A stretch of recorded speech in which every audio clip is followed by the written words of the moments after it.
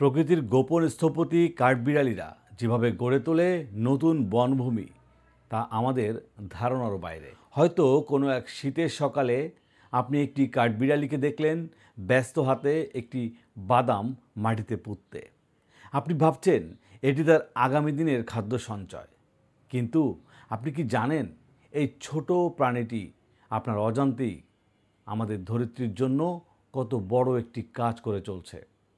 কাঠবিড়ালিরা কেবল খাদ্য সঞ্চয়কারী নয়, তারা পৃথিবীর সবচেয়ে নিবেদিত প্রাণ এবং অপ্রত্যাশিত বনায়নকারী। কাঠবিড়ালিদের এই কাজের মূল কারণ হলো তাদের দুর্বল স্মৃতিশক্তি। শীতকালে নিজেদের খাবারের যোগান নিশ্চিত করতে তারা হাজার হাজার বাদাম, বীজ এবং একর্ন মাটির নিচে, গাছের গুঁড়ির ফাঁকে এবং পাতার স্তূপের নিচে লুকিয়ে রাখে।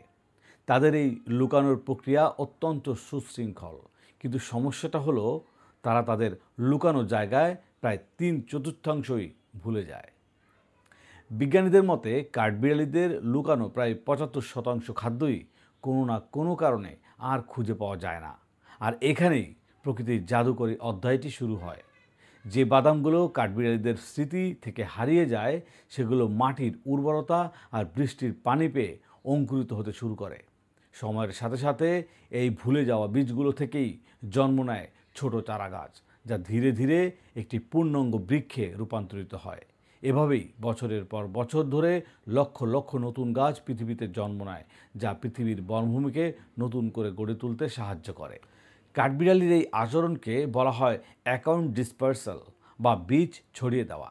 তাদের এই কার্যকলাপ কেবল নতুন গাছ জন্ম দেওয়াতেই সীমাবদ্ধ নয়, এটি জীববৈচিত্র্য রক্ষার জন্য অত্যন্ত গুরুত্বপূর্ণ, কারণ তারা বীজগুলোকে মাটির গভীরে এমনভাবে রাখে যেখানে অন্য কোনো প্রাণী তা সহজেই খুঁজে যেন না পায়। ফলে বীজগুলো অঙ্কুরোদ্গমের জন্য সুরক্ষিত থাকে। ভাবলে অবাক লাগে সৃষ্টিকর্তার কি নিখুঁত কারুকাজ।